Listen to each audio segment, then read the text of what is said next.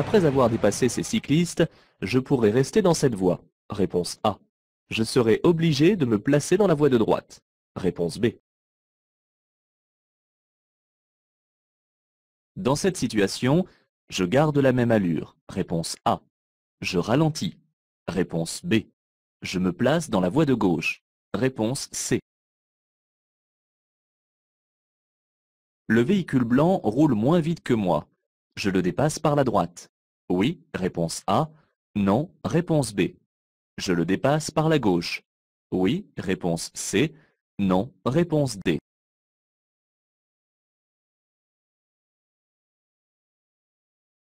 La fatigue augmente le temps de réaction. Oui, réponse A. Non, réponse B. Je peux dépasser cet usager. Oui, réponse A. Non, réponse B. Je circule plus vite que le véhicule à gauche. Je le dépasse par la droite. Oui, réponse A. Non, réponse B. La signalisation interdit de dépasser. Oui, réponse A. Non, réponse B.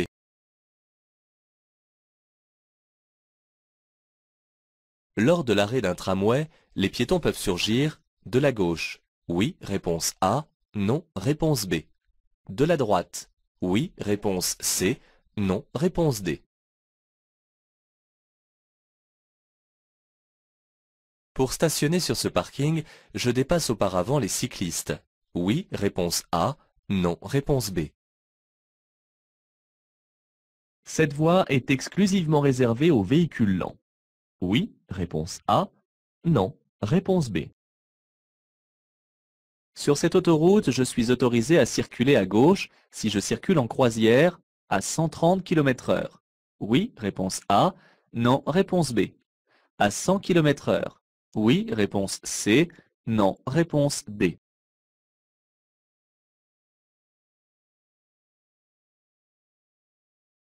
Les tramways peuvent circuler sur la même chaussée que les autres usagers. Oui, réponse A. Non, réponse B. Ce panneau indique la règle de priorité à appliquer en cas de non-fonctionnement des feux tricolores. Oui, réponse A. Non, réponse B.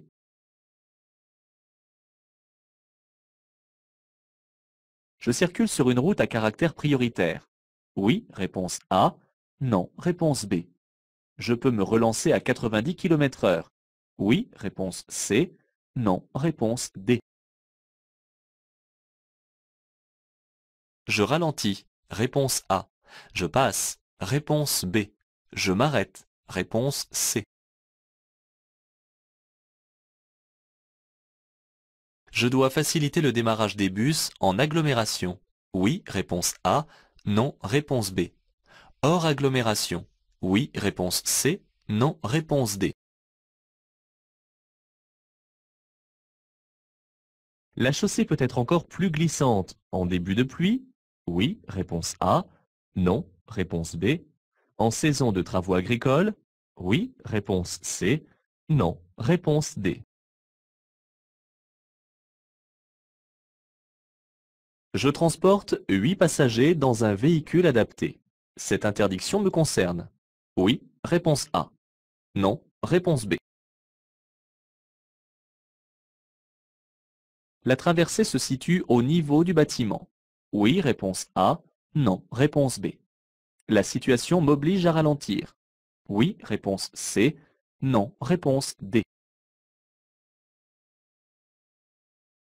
À 100 mètres, l'accès de la route sera interdit aux véhicules dont le poids total à charge est supérieur à 4 tonnes 20. Réponse A. Dont la hauteur est supérieure à 4 mètres 20. Réponse B. De plus de 4 mètres 20 de long. Réponse C. Pour aller à la Gaude, je devrais prendre l'autoroute. Oui, réponse A. Non, réponse B. J'entre dans une zone où le stationnement est interdit le 1er, le 15, le 16 et le 31 du mois. Réponse A. Alterné tous les 15 jours du mois. Réponse B. Autorisé, mais uniquement du côté pair des maisons. Réponse C. La signalisation m'oblige à ralentir. Oui, réponse A. Non, réponse B. Il est interdit de stationner. Oui, réponse C. Non, réponse D.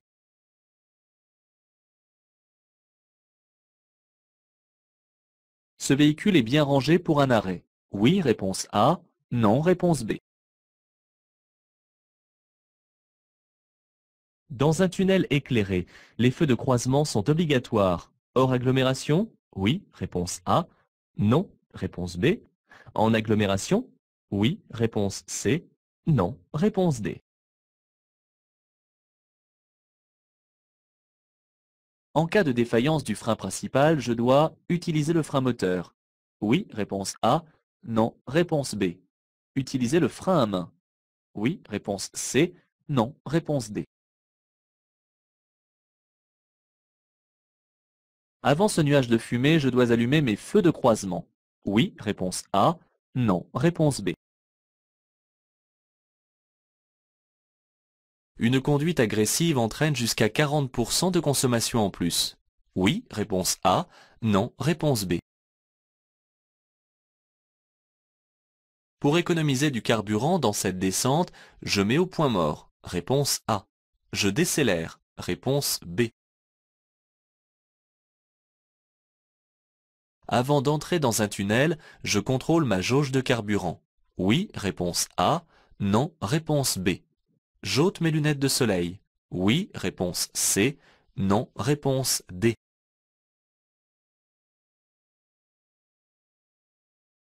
Les lumières bleues servent à diriger l'évacuation vers un abri. Oui, réponse A. Non, réponse B. À maintenir la distance de sécurité. Oui, réponse C. Non, réponse D.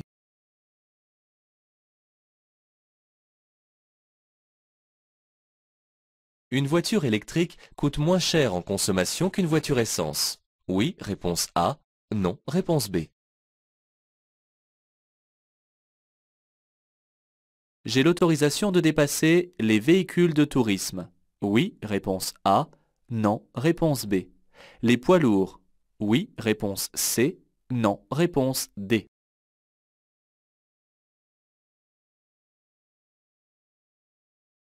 Je serre la ligne de rive. Oui, réponse A. Non, réponse B. Le panneau blanc signifie qu'il faudra tourner à la prochaine intersection pour aller à Langon. Oui, réponse A. Non, réponse B. Je tracte une caravane pour partir en vacances. Je peux passer la nuit sur ce parking. Oui, réponse A. Non, réponse B. Le stationnement est interdit sur 180 mètres, avant le panneau. Réponse A. Après le panneau. Réponse B. Le rétroviseur extérieur droit est obligatoire sur mon véhicule. Oui, réponse A. Non, réponse B. Je peux suivre ce tramway. Oui, réponse A. Non, réponse B. Dépasser ce tramway. Oui, réponse C. Non, réponse D. Si je conduis après avoir consommé du cannabis, je risque un retrait de points. Oui, réponse A. Non, réponse B. Une peine d'emprisonnement. Oui, réponse C. Non, réponse D.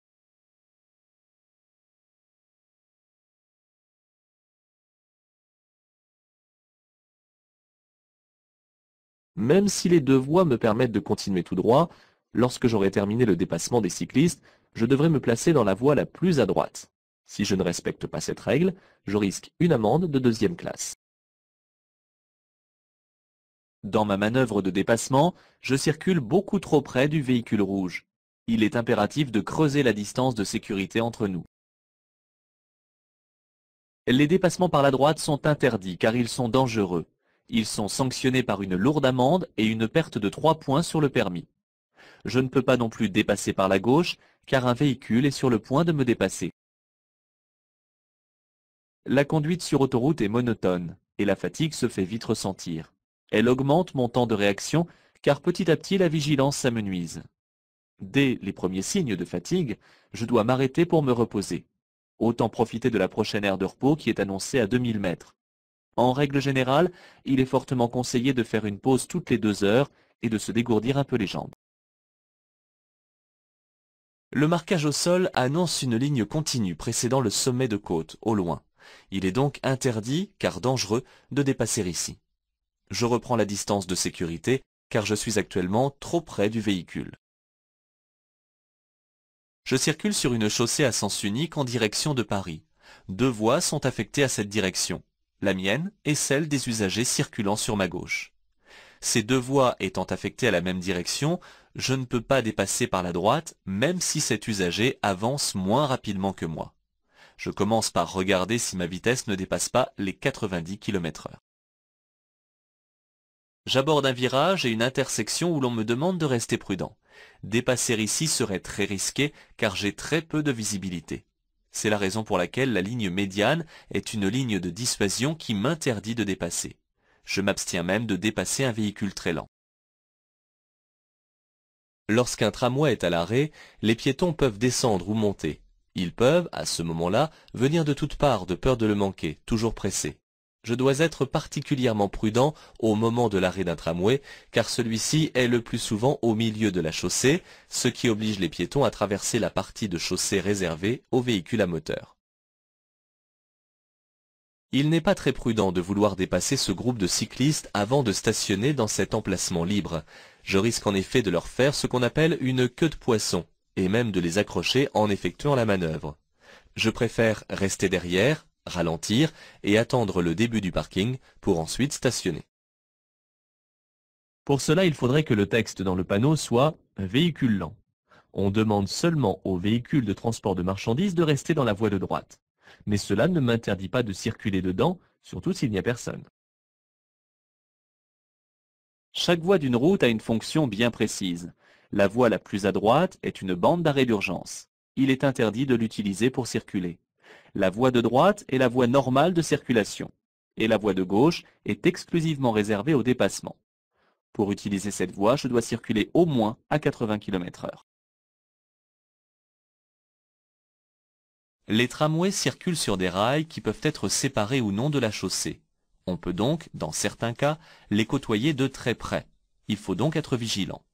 Leur dépassement, s'ils circulent sur la chaussée, s'effectue par la droite, sauf dans les rues à sens unique où il s'effectue par la droite ou par la gauche. Ce panneau de danger annonce la proximité de feux tricolores. En général, il est implanté quand la présence des feux risque de surprendre les usagers. On peut ainsi le trouver par exemple avant un virage, un sommet de côte ou avant un passage piéton. Il n'augure en rien la présence ou non de panneaux d'intersection couplés au feu. Le losange jaune m'indique que je vais circuler sur une route à caractère prioritaire. Cela peut le confirmer si cette route avait conservé ce statut en traversant l'agglomération. Je ne peux pas me relancer à 90 km/h car un panneau restreint plus loin ma vitesse à 70 km/h. Je circule hors agglomération sur route très étroite. L'absence de signalisation m'indique qu'à cette intersection, je dois appliquer la règle de la priorité de passage à droite. Le véhicule à traction animale se trouvant à l'arrêt sur ma gauche, je ralentis et je passe. En agglomération, on privilégie la circulation des transports en commun, raison pour laquelle je dois faciliter leur démarrage. En dehors des agglomérations, c'est plus délicat, car la vitesse à l'endroit d'un arrêt peut être élevée. C'est donc au conducteur du bus de ne s'insérer que si la voie est libre. Je reste cependant très attentif. Cette signalisation informe que la chaussée est particulièrement glissante lorsqu'il pleut. Mais la chaussée est beaucoup plus glissante au début de la chute car les poussières et les graisses forment alors un lubrifiant. Il en est de même avec les traces de terre laissées par les tracteurs agricoles. Le permis B autorise la conduite des véhicules comportant au maximum 8 places assises, en plus de celle du conducteur. En tant que particulier, cette interdiction ne me concerne pas. En effet, ce panneau de prescription interdit l'accès de cette rue aux véhicules affectés au transport en commun de personnes. Ce panneau me signale un passage de cavalier. Positionné à 150 mètres du passage, il se situe au niveau du bâtiment. À la vue de ce panneau, je dois me préparer à un éventuel débouché de cavalier et ralentir. A contrario, ce n'est pas parce que je ne vois rien qu'il n'y a pas de cavalier derrière le bâtiment, par exemple. Le panneau de prescription interdit l'accès de la route aux véhicules dont la hauteur, chargement compris, est supérieure à 4,20 m. En effet, les véhicules dépassant cette limite ne pourraient pas passer sous le pont. Les panneaux qui interdisent l'accès à une route aux véhicules d'une certaine longueur ou d'un certain poids sont différents. Tous ces panneaux de direction sont indépendants les uns des autres. Le premier, de couleur bleue, indique la direction de l'autoroute A8. Le deuxième, celui permettant d'aller à Lagode et Carros, etc. Ils sont classés de haut en bas par ordre d'importance, national à local. J'entre dans une zone où le stationnement est réglementé. En effet, celui-ci est gratuit, mais du 1er au 15 de chaque mois, je dois stationner du côté des numéros impairs des maisons, et la deuxième quinzaine du côté des numéros pairs des maisons. Sauf indication contraire, le changement de côté doit s'effectuer le soir du 15 et du dernier jour du mois, entre 20h30 et 21h.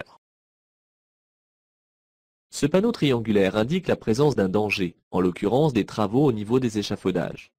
À l'approche de ce panneau, je dois donc ralentir. Bien qu'aucune signalisation n'interdise le stationnement, je ne peux pas me garer ici. En effet, la rue étant très étroite, en immobilisant ici mon véhicule, je bloquerai la circulation. Le haillon arrière est ouvert et la portière du conducteur est ouverte avec le conducteur à bord. Il s'agit donc d'un arrêt. La voiture blanche est rangée dans un endroit privé qui semble être une entrée de plusieurs garages. Elle ne gêne pas non plus le passage d'éventuels piétons. Hors agglomération, dans un tunnel éclairé, il faut circuler en feu de croisement. Lorsque le tunnel se trouve en agglomération, les feux de position seuls sont autorisés. Mais pour ne jamais se tromper, il est préférable de toujours allumer les feux de croisement. Si la pédale de frein s'enfonce anormalement et sans aucune efficacité, je signale l'incident en allumant les feux de détresse et je me place sur la bande d'arrêt d'urgence.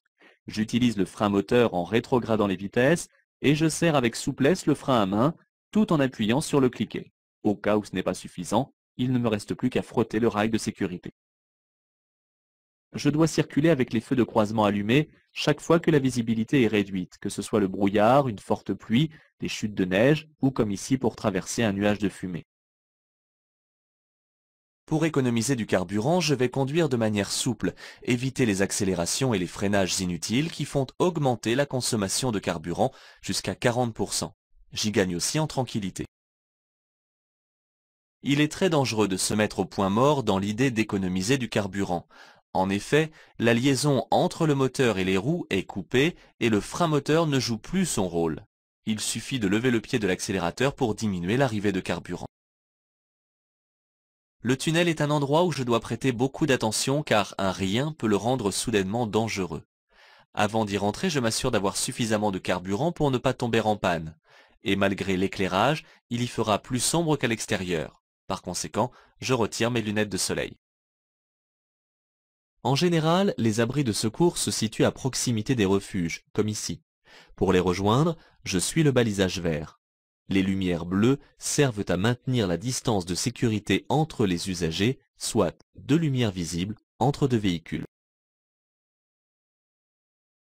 L'électricité coûte 5 fois moins cher que l'essence. La consommation annuelle moyenne d'une voiture électrique, pour une autonomie de 50 à 80 km, équivaut à celle d'un chauffe-eau électrique. Pour tous les trajets en ville, c'est le moyen de transport idéal. Ce panneau de prescription interdit aux poids lourds dont le poids total à charge est supérieur à 12 tonnes de dépasser tous les véhicules à moteur. Cette interdiction ne me concerne donc pas. Je peux alors dépasser tous les usagers circulant sur cette route. Le panneau qui interdit à tous les véhicules de dépasser est différent. Je dois m'attendre à ce que les conducteurs arrivant sur cet engin qui circule lentement le dépassent, quitte parfois à forcer un peu et à mordre sur la ligne continue. Je serre donc la ligne de rive afin de ne pas augmenter ce risque. Ce panneau indique les villes que je peux rejoindre par cette route, ainsi que les kilomètres restants à parcourir pour les atteindre. Pour le moment, je continue tout droit. Si, à un moment donné, je dois tourner à droite ou à gauche pour rejoindre Langon, alors un autre panneau m'indiquera de changer de direction au prochain carrefour. Rien n'interdit de se reposer et de passer la nuit dans sa caravane sur le parking d'une autoroute, même si dans les services proposés sur cette aire on trouve l'hébergement. Je choisirai un emplacement assez long pour ne pas gêner. Le sens de la flèche indique de quel côté le stationnement est interdit. Il convient de poser le pied de la flèche au pied du panneau. Le stationnement est ici interdit après le panneau sur 180 mètres. Mon véhicule doit être équipé au minimum d'un rétroviseur extérieur gauche et d'un rétroviseur intérieur. Le rétroviseur extérieur droit n'est pas obligatoire mais conseillé. Il est maintenant monté d'origine sur les véhicules neufs. Je dois ajuster le réglage actuel. Même si cela paraît étrange, il n'est pas toujours interdit de circuler au même endroit que les tramways. La plupart du temps, ils circulent sur des voies réservées, mais on peut trouver, comme ici, la possibilité laissée aux automobilistes d'utiliser leur voie. Si je peux donc suivre ce tramway, je ne peux toutefois pas le dépasser. La visibilité est d'une part insuffisante, et d'autre part, il n'est autorisé de dépasser un tramway par la gauche que lorsque la chaussée est à sens unique ou lorsque je ne dépasse pas l'axe médian sur les chaussées à double sens de circulation. L'usage de stupéfiants tels que le cannabis est réprimé de la même façon que la consommation d'alcool au-dessus du seuil légal. C'est un délit. Et ce délit peut être puni d'une forte amende, d'un retrait de la moitié du capital total des points du permis et d'une peine d'emprisonnement. Des peines complémentaires peuvent être ajoutées comme l'obligation d'effectuer un travail d'intérêt général. Et en cas de récidive, le véhicule peut être en outre confisqué.